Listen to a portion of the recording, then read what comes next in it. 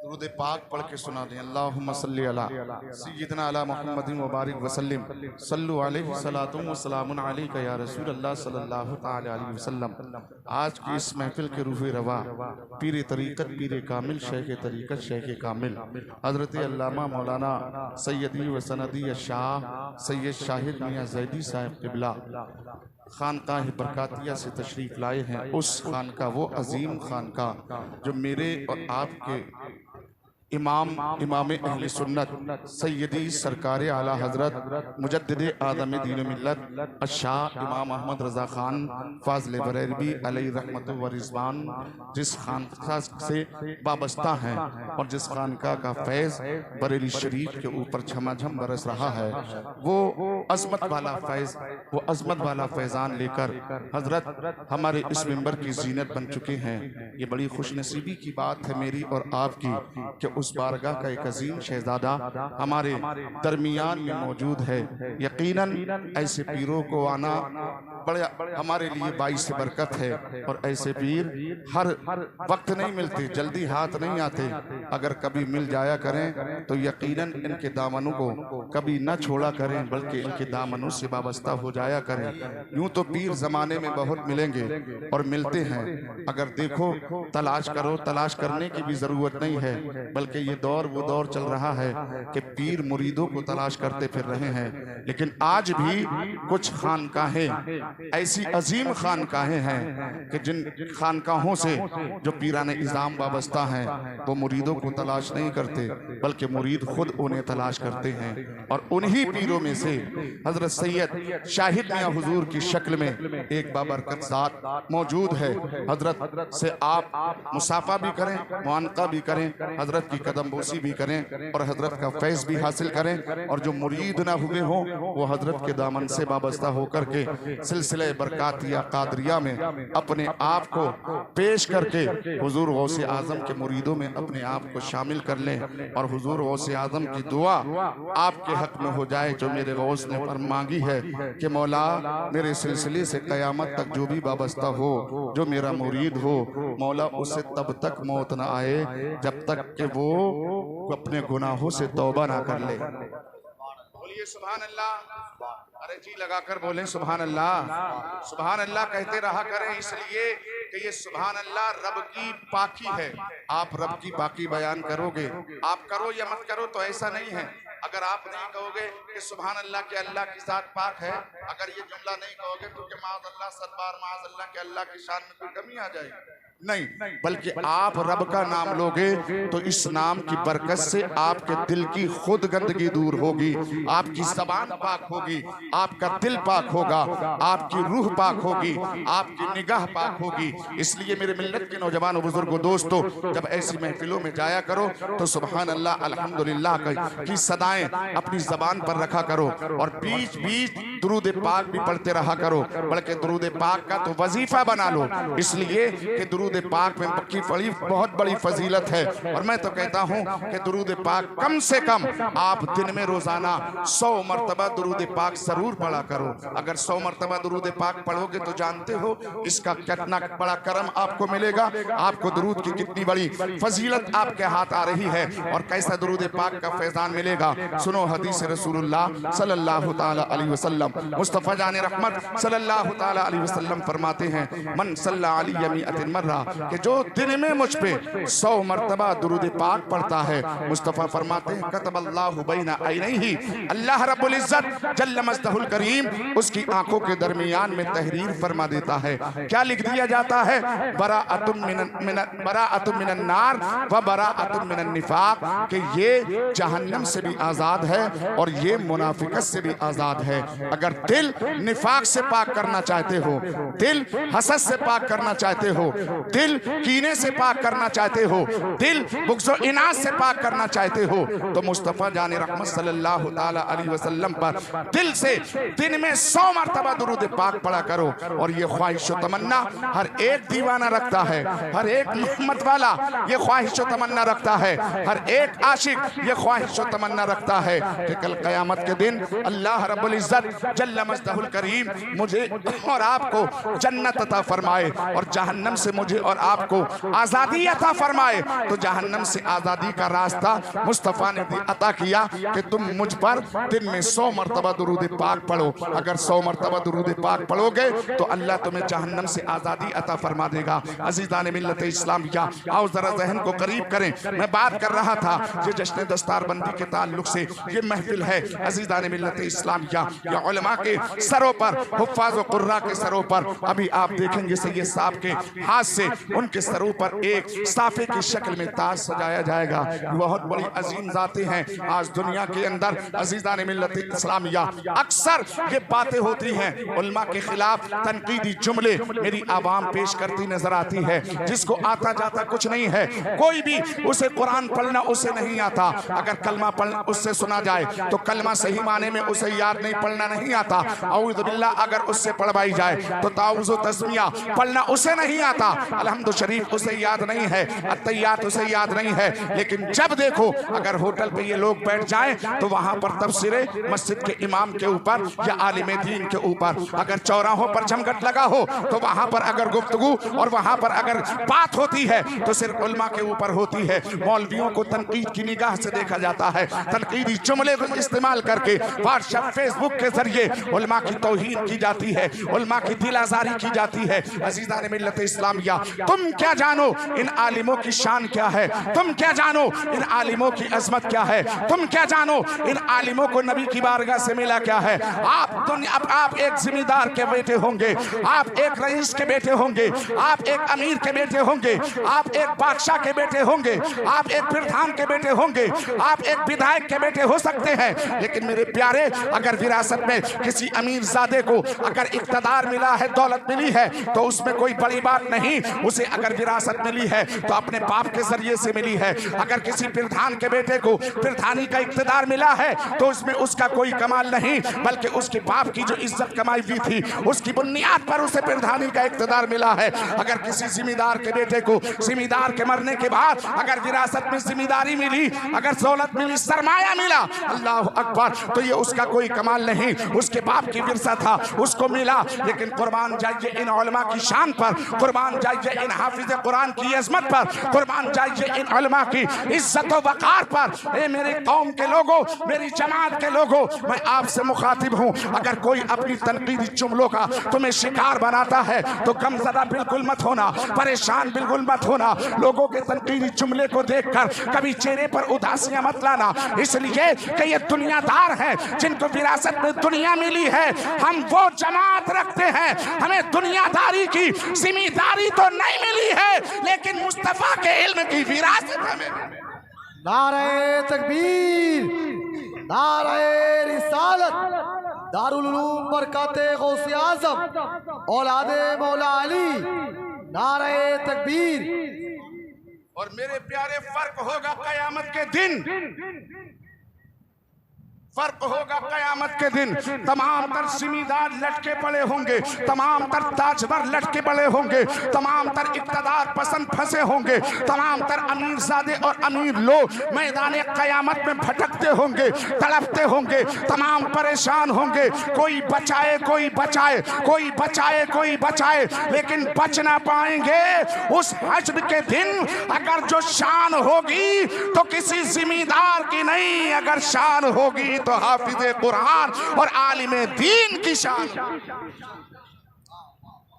लोगों, अपने बच्चों को आलिम बनाओ, लोगों अपने बच्चों को दीनदार बनाओ। जब दीनदार तुम्हारे बच्चे होंगे जभी तो तुम्हारे घर के अंदर दीन होगा, जब दीनदार बच्चे तुम्हारे होंगे जभी तो तुम्हारा माहौल अच्छा होगा, जब दीनदार तुम्हारे बच्चे होंगे जभी तो अल्लाह अकबर तुम्हारा माशरा अच्छा होगा। आज बढ़ती हुई खराबियाँ, माशरे की बढ़ती हुई खराबियाँ क्या किसी की निगाहों से पोशीदा हैं? आज माशरे के अंदर जो गंदगी दाखिल हो चुकी है क्या किसी की निगाहों से छुप सकती है? नहीं छुप सकती। क्यों? तमाम तर ऐब, तमाम तर मेरे समाज की बुराइयां आज खुली किताब की तरह लोगों के सामने उजागर है। क्या माहौल मेरी कौम का हो चुका है, कैसी ऐश परस्ती में मेरी कौम अल्लाह अकबर अपनी जिंदगी गुजार रही है। दीन के करीब तुम नहीं हो, तुम्हारा बच्चा भी दीन के करीब नहीं है। तुम अपने बच्चे को सिखा क्या रहे हो? तुम अपने बच्चे को याद क्या करा रहे हो? तुम अपने बच्चे को तालीम क्या दे रहे हो? अल्लाह अल्लाह अकबर। एक माँ एक बाप अपने बच्चे की तरबियत में दुनिया की मोहब्बत को पैदा कर रही है। एक माँ एक बाप अपने बच्चे की तरबियत जब कर रही है तो दुनिया की मोहब्बत, दुनिया के रंग रोगन की मोहब्बत उसके दिल और दिमाग में बिठा रही है। और ये कहती नजर आते हैं, बेटा ये देखो दुनिया है, अगर तुम मेहनत नहीं करोगे इसके लिए अल्लाह अकबर तो तुम कामयाब नहीं हो सकते, कामरान नहीं हो सकते। अगर तुम कामयाबी कामरानी चाहते हो, इज्जत वकार चाहते हो तो इसकी दौड़ में जितने तुम आगे भागोगे, जितने आगे लोगों से चलोगे उतनी ही तुम्हें इसमें तरक्की मिलेगी। इसी के ताल्लुक से लोग अपने बच्चों को दीन से दूर करके दुनिया की मोहब्बत का पाठ पढ़ा रहे हैं। अल्लाह अकबर। एक दुनिया की मोहब्बत का पाठ अपने बच्चों को पढ़ाने वालों, आओ जरा नबी की बारगाह में चलते हैं, मुस्तफा जाने रहमत की बारगाह में चलते हैं, मदीने के ताजदार की बारगाह में चलते हैं, उस नबी की बारगाह में चलते हैं कि जिस नबी के आने से दुनिया में बहारें आई। उस नबी की बारगाह में चलते हैं जिस नबी के आने से दुनिया में उजाले आए। उस नबी की बारगाह में चलते हैं जिसके आने से दुनिया का जो गंदा मुआशरा था वो गंदगी मुआशरे से अलहदा हुई और पूरी दुनिया के मुआशरे के अंदर एक इस्लाम और इंसानियत जाग उठी। वो नबी फरमाते हैं, लोगों मैं तुम्हें नसीहत कर रहा हूँ कि अपनी औलादों को 3 चीजें सिखाओ, अपनी औलादों को 3 चीजों का पाठ पढ़ाओ, अपनी औलादों को 3 चीजों का दर्स दो। सबसे पहले जब तुम अपनी औलादों की तरबियत शुरू करो, अपने बच्चे को जब पढ़ाना शुरू करो तो अपने बच्चों को 3 चीजों का पैगाम उसके दिल और दिमाग में बिठाल दो। उसके दिल में, उसके दिमाग में ये 3 चीजें पैदा करो। गुलामों ने अर्ज किया, या रसूल अल्लाह वो 3 चीजें क्या हैं जो हम अपने औलादों के हवाले करें? अल्लाह अकबर। मेरे नबी फरमाते हैं, अत्तिबू औलादुकुम अला सलासति खिसाल, तुम अपने बच्चों को 3 चीजों का अदब सिखाओ, 3 चीजें याद करा दो। अल्लाह अकबर। मुस्तफा फरमाते हैं अव्वल नंबर पे अल्लाह अकबर हुब्बा नबीकुम, सबसे पहले तुम अपने बच्चों को मेरी मोहब्बत का पैगाम सिखाओ, मेरी मोहब्बत का जाम पिलाओ, मेरी मोहब्बत अपने बच्चों के सीनों में कूट के भर दो। ये मेरी कौम के लोगों, पहला सबक मुस्तफा ने अपनी मोहब्बत का दिया है, पहला पाठ मुस्तफा ने अपनी मोहब्बत का बताया है। ए लोगों, तुम अपने बच्चों को मोहब्बत का दर्स दो, अपने बच्चों को मेरी तालीम दो, अपने बच्चों के सीने में मेरी मोहब्बतों को पैदा करो। अल्लाह अकबर। अब जरा मोहब्बत रसूलुल्लाह पर आप निगाह डालें, नबी की मोहब्बत पर आप निगाह डालें। अल्लाह, जब मेरे नबी ने ये कहा तो लोगों ने अपने अंदर, अपने बच्चों के अंदर जब नबी की मोहब्बत के जाम पिलाना शुरू किए, नबी की मोहब्बत पैदा करना शुरू की, तो अंदाज देखो उनका, उनकी जिंदगी गुजारने का तरीका देखो, उनकी जिंदगी का लाये अमल पर अगर आप अपने सामने रखो तो उनका बैठना उठना, उनका बोलना चालना, उनकी जिंदगी का तर्ज अमल मुस्तफा जाने रहमत सल्लल्लाहु ताला अलैहि वसल्लम के उसवे हसना पर बिल्कुल टिकता था, जिसके लिए अल्लाह ने कुरान में फरमाया, हे लोगों दुनिया की तरफ बढ़ने वालों, दुनिया के अंदर अपनी जिंदगी का सलीका तलाश करने वालों, दुनिया के अंदर अपनी जिंदगी के लिए रहनुमाई हासिल करने वालों, तुम दुनिया से रहनुमाई क्यों लेते हो? तुम्हारी रहनुमाई के लिए मेरे हबीब का उसवे हसना काफी है, मेरे नबी की जिंदगी काफी है, मेरे नबी की सीरत काफी है, मेरे नबी का अखलाक काफी है, मेरे नबी का किरदार काफी है। कौन सा ऐसा मौजू है जिस मौजू पर मेरे नबी ने तुम्हें अदब न सिखाया हो, तुम्हें तालीम न दी हो? कौन सा ऐसा अमल है, कौन सा ऐसा फेल है जिसको मुस्तफा जाने रहमत सल्लल्लाहु ताला अलैहि वसल्लम ने मुझे और आपको अता ना किया हो? और जब तक नबी के गुलामों ने मुस्तफा की अदा को अपनी खिजा बना के रखा, उस वक्त तक उम्मत मोहम्मद या पूरी दुनिया की ताज बन के रही, इज्जत व वकार उनके कदमों पे मचलती रही, इक़्तिदार व मनसब उनके कदमों की सीनत बनी रही, दुनियावी ताज उनके सरों की ढाल और इज्जत बनते रहे। और जिस दिन से ये दुनियादार बन करके हम लोगों ने मुसलमान नाम तो रख लिया, लेकिन नबी की दीन और शरीयत से, नबी के अखलाक से, नबी के किरदार से अपने आप को दूर रखा, उसी दिन से तुम्हारा अंजाम तुम्हारे सामने है।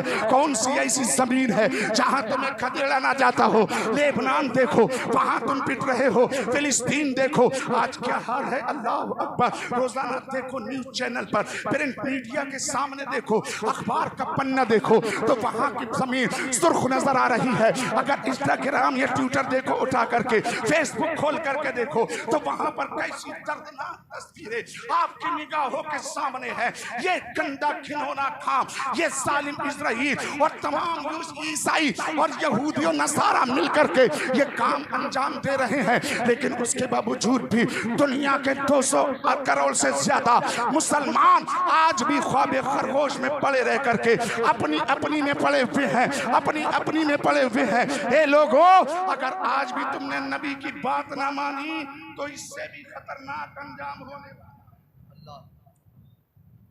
नबी की बात ना मानने पर कैसे हालात पैदा होते हैं।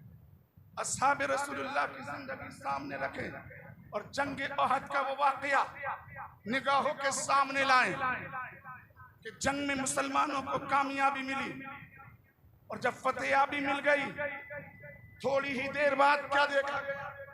जंग का नक्शा पलट गया। जंग का नक्शा पलट गया।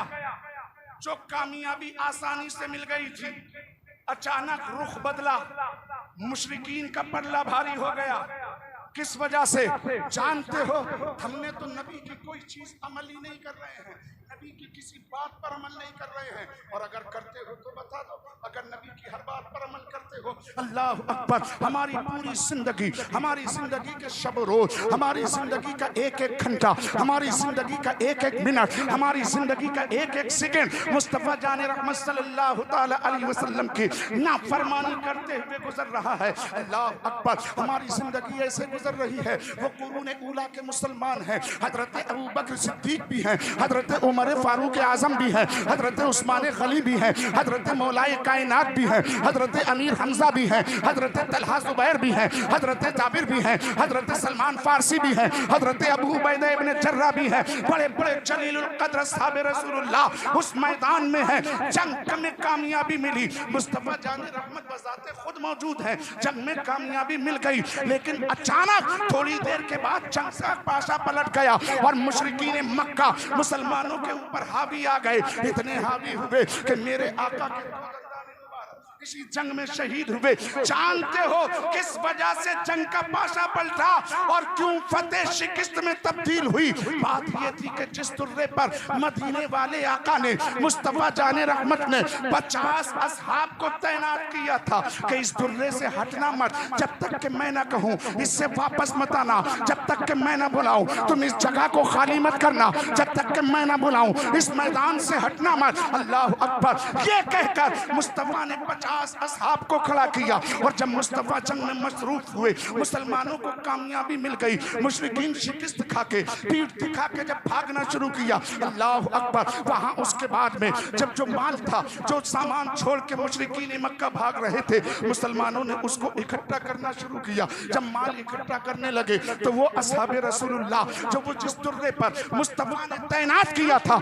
मदीने वाले ने खड़ा किया था, उनमें से चंद अंसार ने मुहाजिरीन से कहा कि देखो अब तो कामयाबी मिल गई, चलो चलते हैं, हम भी सामान इकट्ठा करें, मुसलमानों की मदद करते हैं। अल्लाह अकबर, लेकिन जो मुहाजिरीन मुसलमान थे उन्होंने मना किया। नबी ने कहा है कि जब तक मैं ना कहूं इस दुर्रे से हटना मत, जब तक कि मैं ना बुलाऊं तुम इस दुर्रे को छोड़ के मैदान में मत आना, जब तक नबी ना कहेंगे हम वापस यहाँ से ना हटेंगे। लेकिन अंसार ने कहा नहीं नहीं, अरे अब तो कामयाबी मिल गई है, चलो चलते हैं। अल्लाह अकबर, चंद असहाबे रसूलुल्लाह वहां से जगह छोड़ करके हटे और अल्लाह अकबर मैदान ओहद में आकर के अजीजान मिल्लत इस्लामिया माल को जमा करने लगे। अल्लाह अल्लाह, जैसे ही दुर्रा खाली हुआ, उसी दुर्रे के नीचे हजरत खालिद बिन वलीद रज़ियल्लाहु ताला अन्हु अल्लाह अकबर अपने साथियों के साथ मौजूद थे, इस इंतजार में कि ये दुर्रा कब खाली हो और मैं इधर से मुसलमानों पर यलगार करूं।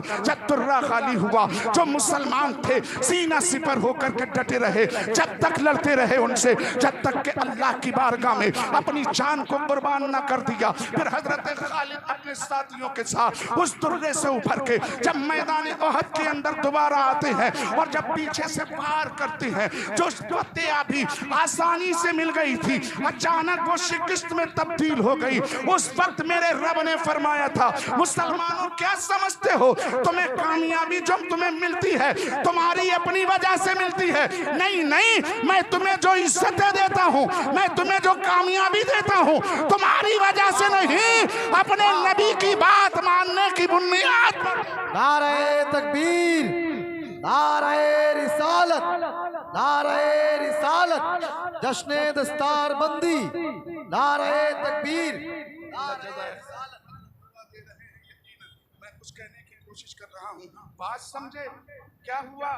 जैसे ही शिकस्त में तब्दील हुई, अल्लाह ने क्या फरमाया, हजरत जिब्रील आ गए मुस्तफ़ा की बारगाह में, अर्ज़ किया या रसूल अल्लाह, इनसे कह दो, इन असहाब से कह दो, अपने गुलामों से कह दो कि तुम्हें कामयाबी फतेहाबी तुम्हारी वजह से नहीं मिलती, बल्कि मेरे नबी की बात मानने की बुनियाद पर मिलती है। देखो तुम्हें जरा सा गुरूर और घमंड क्या हुआ, फतेहाबी को हमने शिकस्त में बदल दिया इसलिए कि तुमने मुस्तफ़ा की बात मानने से इनकार कर दिया। अब जरा गौर करो इस जुमले पर, क्या अल्लाह फरमाता है लोगों तुम्हें कामयाबी इसलिए मिलती है कि तुम मेरे नबी की बात मानते हो।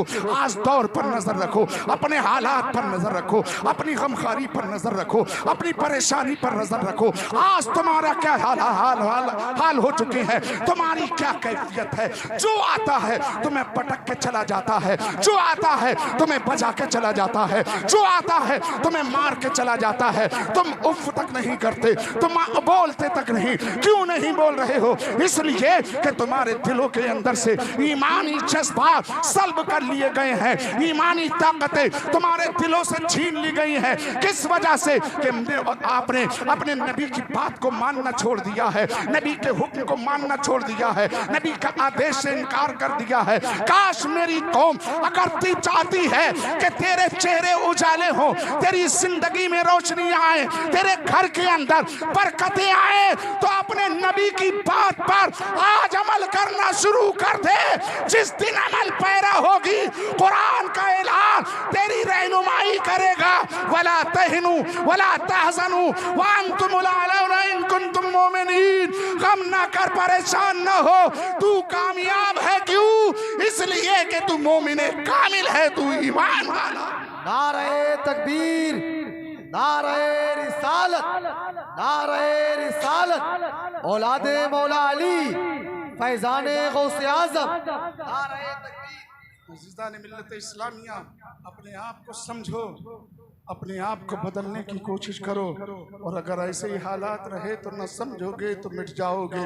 ऐ हिंदी मुसलमानों, तुम्हारी दास्तां तक भी न होगी दास्तानों में, तुम्हारी दास्तां तक भी न होगी दास्तानों में। किसी को दोष मत दो कि फलां जालिम है, फलां ऐसा है।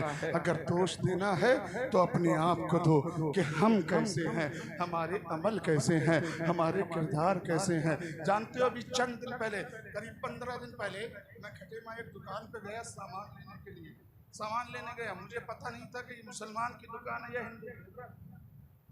जब अंदर दाखिल हुआ तो मैंने मालूम किया, भाई चादर है तुम्हारे पास? चादर लेनी थी मुझे। बोले हाँ हज़रत चादर है। मैंने कहा कितने की है? बोले इतने की। मैंने कहा कुछ कम? फिर उन्होंने देखा, बोले अरे सैयद साहब आप तुम्हारे इमाम साहब।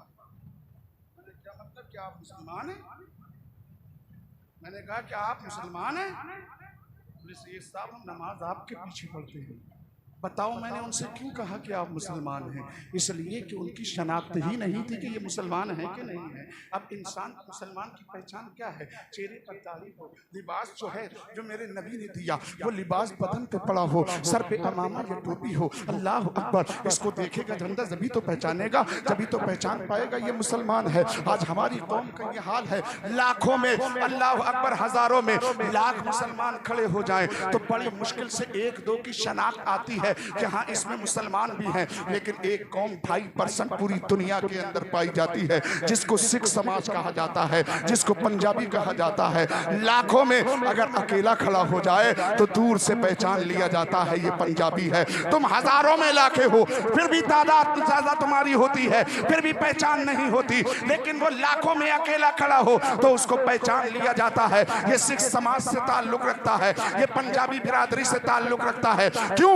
इसलिए कि उसके गुरु ने जो बात बताई उसने गांठ बांध लिया। उसने कहा साफा बांधना, पंजाबी साफा बांधता है। उसने कहा दाढ़ी छोड़ देना, वो दाढ़ी छोड़ते हैं। उसके गुरु ने कहा कि हाथों में कंगन डालना, वो कंगन डाले रहता है। उसके गुरु ने कहा कृपाल लटकाए रहना, वो कृपाल लटकाए रहता है। उसके गुरु ने कहा कुर्ता पैजामा पहन के रखना, वो पहने रखता है। अब उसके बुनियाद पर अब किसी को आधार कार्ड देखने या उसका नाम पूछने की जरूरत नहीं है। उसके गुरु ने जो आधार कार्ड दिया है, उसकी पगड़ी, वो पगड़ी सबसे बड़ी आधार है। उसकी गुरु ने जो उसको दाढ़ी दी है, उसकी जो है समाज की पहचान के लिए सबसे बड़ा आधार उसकी दाढ़ी है। जो लिबास उसके गुरु ने दिया, जो किरपान उसके गुरु ने अपनी कौम की शनाख्त के लिए दिया, वो निशानियां उस कौम की पहचान के लिए काफी है। और उन्हीं आधार की बुनियाद पर हजार लोगों पे, लाख और करोड़ के दरमियान में लोग उसको देखकर पहचान लेते हैं। हाँ, ये मुसलमान, ये जो है पंजाबी है, सिख है, लेकिन कौम के मुसलमान हजारों में लाखें हो, पहचाने नहीं जाते। क्यों? इसलिए कि हमारा जो शनाख्ती कार्ड था आधार कार्ड नहीं है, हमारा शनाख्ती कार्ड आधार कार्ड नहीं है, हमारा शनाख्ती कार्ड जो है पहचान पत्र नहीं है, हमारा शनाख्ती कार्ड अल्लाह अकबर पैन कार्ड नहीं है, हमारा शनाख्ती कार्ड ड्राइवरी लाइसेंस नहीं है, हमारा शनाख्ती कार्ड अल्लाह अकबर पासपोर्ट नहीं है, बल्कि तुम कौम के मुस्लिम हो। मेरे नबी ने हमारी निशानी जो अता की है, चेहरे पर ताली रखो, मूंछों को पस्त रखो, यह हमारा आधार है। सर पे अमामा या टोपी सजाओ, ये तुम्हारा पहचान पत्र है। लिबास पहनो शाहाना, कुर्ता पैजामा पहनो, सादा लिबास पहनो, ये तुम्हारा पासपोर्ट है। मेरी कौम के लोगों, जिस दिन नबी के इन्हीं इरशादात पर कौम मुस्लिम अगर सिर्फ भारत में अगर सारे मुसलमान टोपी, कुर्ता पैजामा, अमामे में निकल के आ जाए, चेहरे पे दाढ़ी रख ले, तो तुम्हें इन्हें आग दिखाने की जरूरत नहीं। तुम्हारा लिबास देख के ही ये पस्त और कमजोर हो जाए। नारे तकबीर, नारे रिसालत, पैगामे मुस्तफा, फैजाने गौसे आजम, औलादे गौसे आजम। नारे तकबीर, नारे रिसालत। ये मेरे हुजूर का करम है, ज़र्रा-नवाज़ियाँ हैं। हज़रत ने आज सीने से गले से लगा लिया। मुझे उम्मीद है मेरा यहाँ भी आना कामयाब हो गया, और इंशाअल्लाह जहाँ भी जाऊँगा इनकी दुआओं के साथ इंशाअल्लाह वहाँ पर कामयाब रहूँगा। मेरी कोशिश ये नहीं रहती कि मैं तकरीर जमाऊँ, मैं जमाने वाला कौन हूँ? अल्लाह जमाए। बेशक कौन होता हूँ कि इज्जत के लिए तरसूं?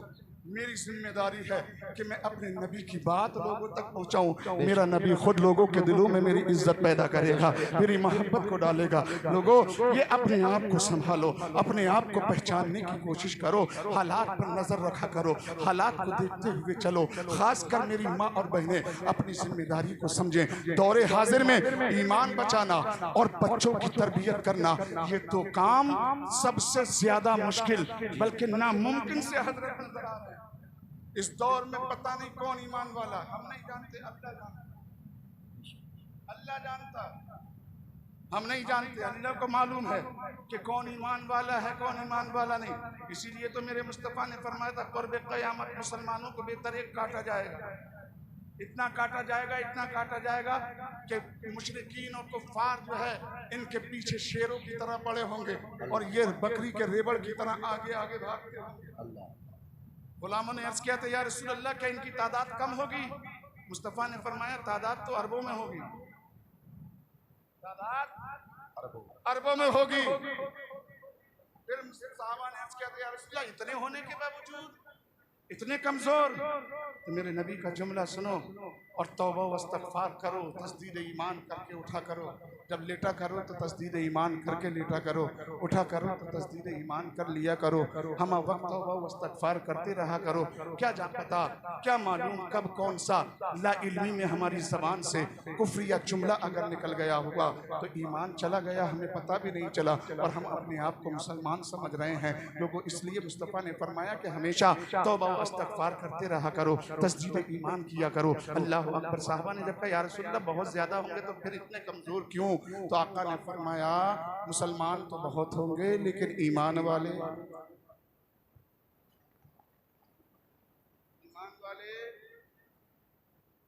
और आज उसी का नतीजा हमारे और आपके सामने है।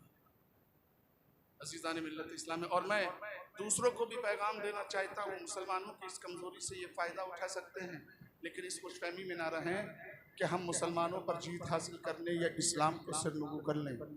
इस्लाम कोई लखनऊ का पेड़ा जो है रेबड़ी नहीं है, इस्लाम मथुरा का पेड़ा नहीं है, इस्लाम आगरा का पेटा नहीं है कि जो खा लें और चटकारे ले लें, मज़े ले लें।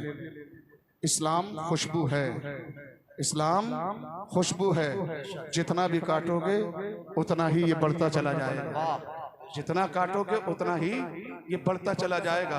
और कैसे बढ़ेगा? तारीख उठा करके देखें हलाकू और चंगेज़ खां की।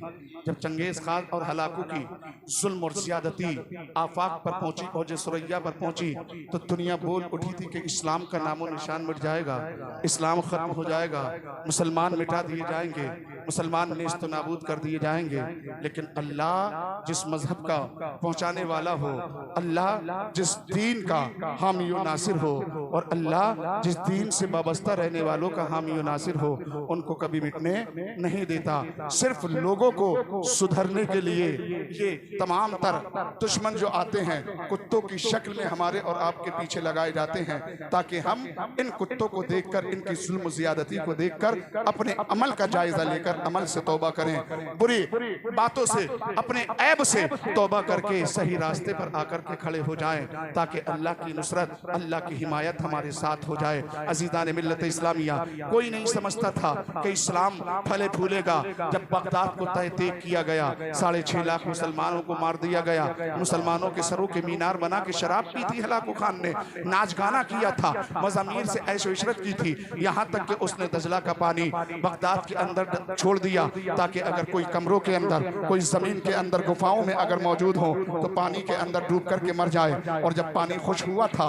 तो 1.5 लाख मुसलमानों की लाशें कमरों के अंदर और गुफाओं के अंदर निकली थी। गोया के 8 लाख मुसलमानों को हलाकू ने मारा। और जब ये अंजाम मुसलमानों का दुनिया ने देखा तो लोगों ने समझा कि इस्लाम मिट गया, मुसलमान मिट गया। लेकिन देखो मेरे मौला का करम, अल्लाह ने उसी कौम के दरमियान के जो कौम मुसलमानों को मिटाने और इस्लाम के खिलाफ अलम बगावत बुलंद किया और तलवार मयान से इस्लाम को और मुसलमान को काटने के लिए मियान से बाहर की, अल्लाह ने उसी कौम के अंदर हलाकू के पोते अल्लाह अकबर बरके खान की शक्ल में इस्लाम का शैदाई बना करके खड़ा कर दिया, इस्लाम का शैदा बना करके खड़ा कर दिया, मदीने वाले का गुलाम बना करके खड़ा कर दिया।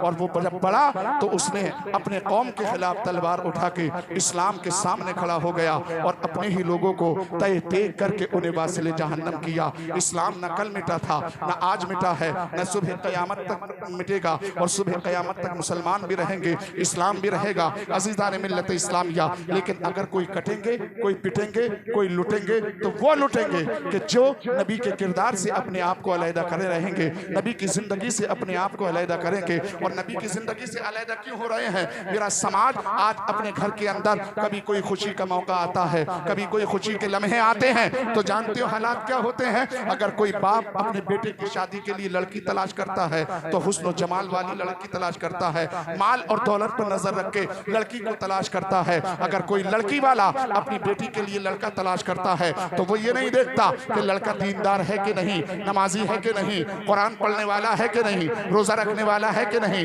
दीन का हामिलो नासिर है कि नहीं, नबी की सुन्नतों पर अमल करने वाला है कि नहीं। उसकी निगाहों के सामने उस लड़के की जिंदगी नहीं होती, बल्कि वो ये देखता है इसका बिजनेस कितना बड़ा है, इसका कारोबार कितना बड़ा है, इसके पास जमीन कितनी है, इसके पास दौलत कितनी है, ये कितना पढ़ा लिखा है। अल्लाह अकबर, इसी पर नजर होती है। और लड़की अपनी भावजों से चुपके कहती है जा तो रही हो मेरे लिए शौहर तलाश करने, लेकिन उसको देखना कि हीरो है कि नहीं। ऐसा तो नहीं है कि चेहरे पे दाढ़ी है, अगर दाढ़ी वाला हो तो मना कर देना, अगर टोपी वाला हो तो मना कर देना, कुर्ते पैजामे वाला हो तो मना कर देना, मुझे हैंडसम चाहिए, हैंडसम लड़का। अल्लाह अकबर, उसकी भावजे वही गुण, वही जो है सीरत और शबाहत जो उनकी ननद बताती है वही तलाश करती हैं। और अगर बाप लड़का अगर चलता है तो अपने भाई से, अपनी भावत से चुप के कहता है कि तुम मेरे लिए लड़की देखने जा रही हो, देखना उसके अंदर कैटरीना कैफ की जैसी अदाएं हैं कि नहीं, करीना जैसी अदाएं उसके अंदर हैं कि नहीं, दुनियावी रंगो रोगन उसके अंदर पाया जाता है कि नहीं, टी शर्ट और जीन्स पहनने वाली है कि नहीं। अल्लाह अकबर, ऐसी लगती हो हीरोइन जैसी, अगर ऐसी हो तो रिश्ता मेरा करना, वरना मेरा रिश्ता करके मत आना, मना कर देना। ये आज के समाज का अपने बच्चों की शादी के मौके पर इस तरीके से रिश्ते हमवार किए जाते हैं, ऐसी लड़कियां लड़के देखे जाते हैं। अब इस बात से अंदाजा खुद लगा सकते हो, जब लड़की घर में हीरोइन दुल्हन बन के आएगी और लड़का घर में दूल्हे की शक्ल में। जब हीरो आएगा, जब दोनों के मिलन से दुनिया के अंदर जब बच्चे आएंगे और नस्ल उससे आगे बढ़ेगी, तो जाहिर सी बात है उस नस्ल से पैदा होने वाली अगर लड़की होगी तो फातिमा की कनीज नहीं बल्कि फिल्म इंडस्ट्रीज की हीरोइन के जो है पैरों पर पैरे रख के उसके कदम से कदम मिलाकर के चलने वाली होगी। अगर लड़का पैदा होगा तो हजरत इमाम हुसैन की तरह ईमानी जज्बात लेकर के नहीं बल्कि आएगा तो हीरो की तरह अपने अल्लाह अकबर जिंदगी गुजारने का तरीका लेकर के आएगा। यह हमारी सोच होती है। आपको ना आपको दुनिया की आखिरत की फिक्र है, ना आपको कब्र की फिक्र है, ना जन्नत की फिक्र है, ना अपने कौम की फिक्र है, ना ये ख्याल है कि मेरी नस्ल से जो बच्चा पैदा हो तो वो मेरे कौम की अमानत बन करके आए और मेरे कौम की सरदारी और सिर्फ सालारी करे। ये सोच किसी के अंदर नहीं रही, बल्कि सोच है तो सिर्फ दुनियादारी की है, बल्कि सोच है तो सिर्फ दौलत की है, बल्कि सोच है तो सिर्फ हुस्न जमाल की है। लेकिन आओ जरा एक मंजर मैं तुम्हारे सामने रख दूं, तारीख का एक सुनहरा वाकया आपकी निगाहों के सामने रखूं और आप यहां से नसीहत लेकर के जाइएगा। अजीज़ान मिल्लत इस्लामिया, ये दमिश्क की सरजमीन है, इस पर भी एक नौजवान रहता है जिसको दुनिया तारीख के पन्ने पर नजमुद्दीन अय्यूबी के नाम से जानती है। अल्लाह अकबर। इसके बड़े भाई अल्लाह अकबर, उन्होंने अपने छोटे भाई नजमुद्दीन अय्यूबी से कहा, भाई तुम शादी के लायक हो चुके हो, बड़े ताकतवर हो, बड़े कुव्वत वाले हो, लाओ तुम्हारे लिए रिश्ता तलाश करता हूँ। वजीर की बेटी अच्छी है, चाहो तो उससे रिश्ता कर लो। बादशाह से मैंने कहा था, वो भी तुम्हारे निकाह में अपनी बेटी देने के लिए तैयार है। बड़े बड़े रुफ़का, बड़े बड़े अमीरजादे अपनी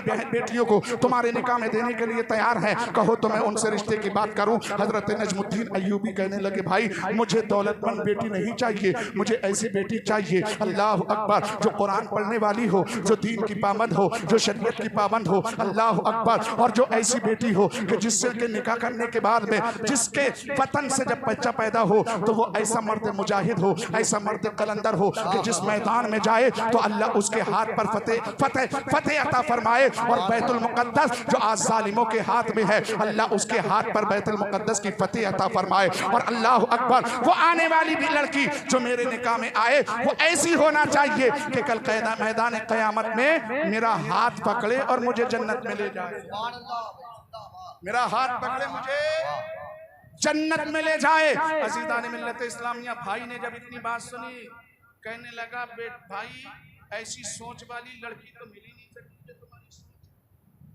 लेकिन अकीदा एतकाद जब रब की ज़ात पे होता है तो यकीनन काम बनता है। अब जब हम भरोसा ही नहीं करेंगे रब की ज़ात पर तो जाहिर सी बात है परेशान तो रहेंगे। हजरत नजमुद्दीन फरमाते हैं, जो सोच मेरी है मुझे उम्मीद है मेरे रब ने ऐसी सोच वाली लड़की भी जरूर भेजी होगी। सुभान अल्लाह। एक दिन दमिश्क की जामे मस्जिद में नमाज असर पढ़ के फारिग बैठे हुए थे, एक तरफ अचानक एक खातून पर्दे की आड़ में मस्जिद इमाम के पास आती है और पूछती, कहती है, इमाम साहब मैं शादी के लायक हो चुकी हूँ, मैं चाहती हूँ कि आप मेरे लिए रिश्ता तलाश करें। वो बेटी क्या कहती है इमाम साहब से, आप मेरे लिए रिश्ता तलाश करें। और आज हमारे कौम के लोग इमाम को रिश्ते में नहीं पूछते, पूछते हैं कभी नहीं पूछते, मंगनी हो जाए, तारीख पड़ जाए, बसा औकात तो कभी कभी शादी की आ जाती है जब भी इमाम को पता नहीं चलता। पता जब चलता है, जब निकाह पढ़ाने का वक्त आता है तो मजबूरी है कि इमाम के बगैर तो निकाह कौन पढ़ाएगा, हम तो हैं नहीं इस लायक के निकाह पढ़ा, तब मजबूरी में इमाम को बुलाया जाता है। वरना अगर अब्बा मर जाए तो रिश्तेदार आए ना आए सबसे आगे इमाम को बुलाते हैं, इमाम साहब को बुलाओ। अब इमाम को तलाश सबसे पहले, लेकिन मेरे प्यारे ज़िंदगी की इब्तदा करो तो पहले इमाम से मशवरा करो कि फ़लाँ जगह से रिश्ता हो रहा है, आप मालूम करें कोई मिलने वाला हो, उस लड़की के गुण कैसे हैं, या लड़की का रिश्ता हो वो कहे इमाम साहब फ़लाँ जगह से मेरा रिश्ता हो रहा है, लड़के के ताल्लुक़ से मालूम करें कि उस लड़के का रहन सहन कैसा है, दीनदार है कि नहीं है। अल्लाह अकबर, जब इमाम तलाश करेगा तो यकीनन रिश्ता अच्छा मिलेगा। लड़की आई, हुजूर मेरे लिए रिश्ता चाहिए। कहा कैसा लड़का चाहिए? कहा ऐसा लड़का हो जो दीन का पाबंद हो, शरीयत का पाबंद हो, और जिससे मेरा निकाह हो, उसके नुत्फे से मेरे वतन से एक ऐसा बच्चा पैदा हो जिसके हाथ पर अल्लाह बैतुल मुक़द्दस की फतेह अता फरमाए, और साथ ही साथ वो शौहर मेरा ऐसा होना चाहिए कि जो मेरा हाथ मैदान क़यामत में पकड़े और जन्नत में लेकर के दाखिल कर दे। अल्लाह अकबर। जब ये बातें इमाम ने सुनी तो मना नहीं किया, कहा ठीक है बेटा, जो शर्तें बताई हैं यकीनन मैं तलाश करता हूँ, हो ना हो अल्लाह ने तुम्हारी जैसी सोच रखने वाला जरूर कोई ना कोई मर्द कलंदर दुनिया में भेजा होगा। हजरत नजमुद्दीन अय्यूबी ये बातें सुन रहे थे, जैसे ही वो खातून गई फौरन करीब गई इमाम साहब के। इमाम साहब से कहा जनाबे वाला आपको रिश्ता तलाश करने की जरूरत नहीं है, जो सोच इस खातून की है वही सोच मेरी है, जो ये चाहती है वही मैं चाहता हूँ। अल्लाह अकबर, तमाम बातें मैंने इस खातून की सुन ली है, मुझे ये रिश्ता मंजूर है।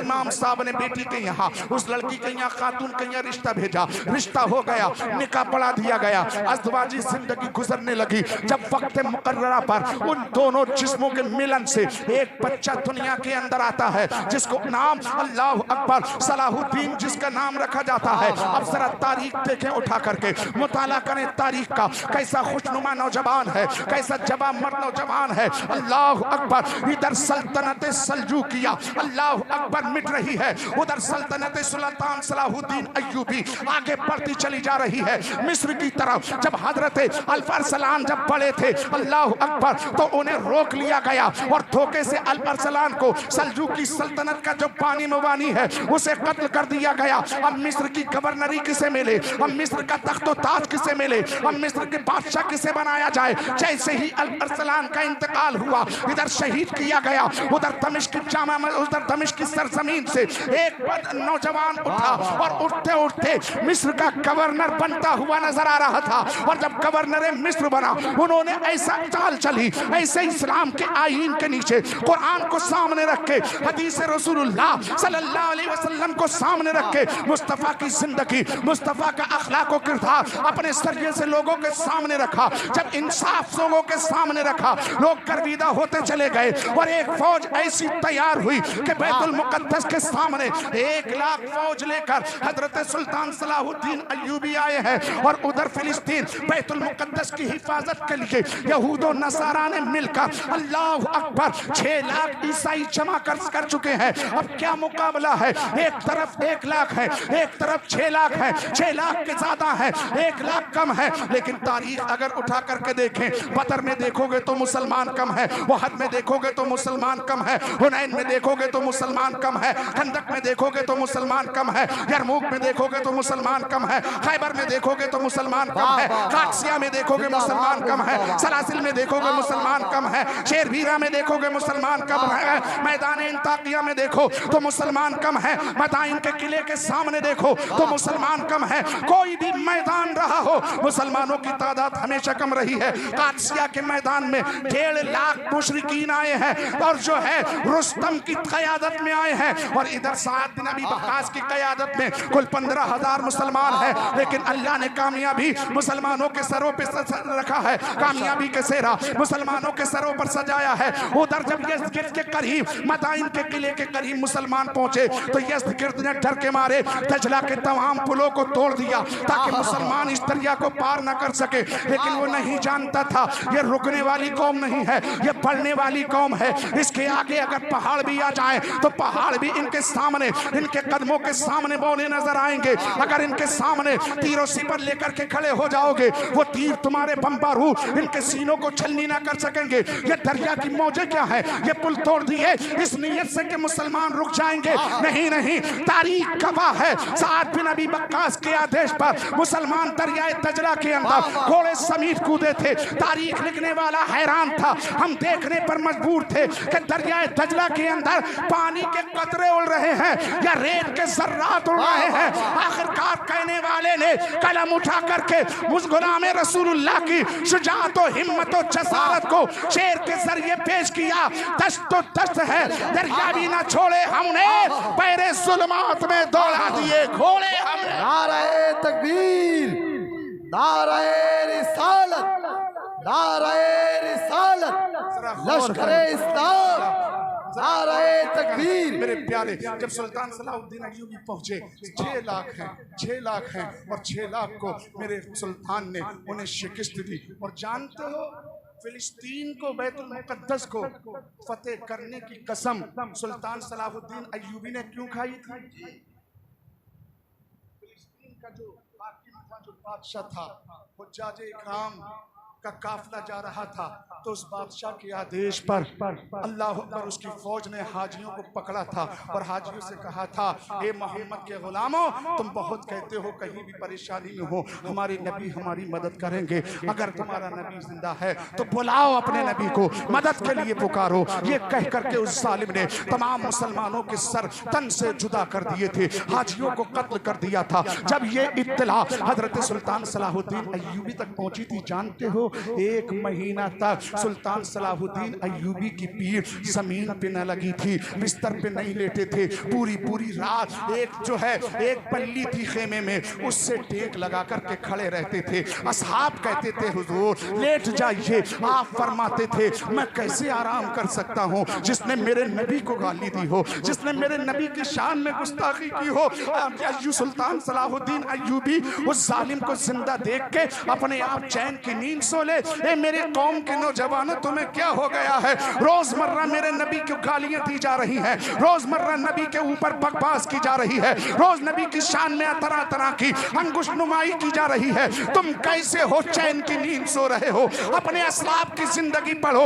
ये है सुल्तान सलाहुद्दीन अय्यूबी का ईमानी जज्बा। 1 महीने तक बिस्तर पर न लेटे, कसम खा ली थी जब तक उस बादशाह को वासिले जहन्नम न कर दूं, अय्यूबी बिस्तर पर नहीं लेटेगा। और जब अल्लाहु अकबर फिलिस्तीन फतेह हुआ, बैतुल मुकद्दस के ऊपर इस्लाम का झंडा नस्ब किया गया, और जब उस पर फिलिस्तीन के बादशाह को जब सुल्तान सलाहुद्दीन अय्यूबी के सामने पेश किया गया, जितने भी जनरल थे, जितने भी वुज़रा थे, जितने भी अमीर थे, उन तमाम को सुल्तान सलाहुद्दीन अय्यूबी ने रिहा कर दिया। लेकिन जब वो सामने आया तो तलवार मयान से निकाली। तारीख गवाह है, मुअर्रिख लिखता है, उस वक्त सुल्तान सलाहुद्दीन अय्यूबी की आंखों से ऐसा महसूस हो रहा था, खून नहीं बल्कि जैसे शोले निकलते हो, अंगारे निकलते हो। तलवार गर्दन पे रखी और फरमाया था, ए बादशाह तू क्या बकता है मेरे नबी की शान में? अरे मेरे नबी की तो शान बड़ी अजमत वाला है, उन्हें तुझ जैसे को मारने के लिए आने की जरूरत नहीं है। देख, मोहम्मद ने अपने कुत्ते को तुझे कत्ल करने के लिए भेज दिया है। ये शान व अजमत थी उन जवानों की, उन मुसलमानों की, उन ईमान वालों की, उन मोमिनों की, मर्द मुजाहिद की। ए मेरे कौम के लोगों, जिस दिन ईमानी जज्बा सुल्तान सलाहुद्दीन अय्यूबी जैसे कौमे मुस्लिम के हर नौजवान के सीने में आ जाएंगे, यकीनन उस दिन दुनिया से कुफ्र मिट जाएगा, इस्लाम बुलंदो बाला हो जाएगा। नारे तकबीर, नारे रिसालत, नारे रिसालत, नारे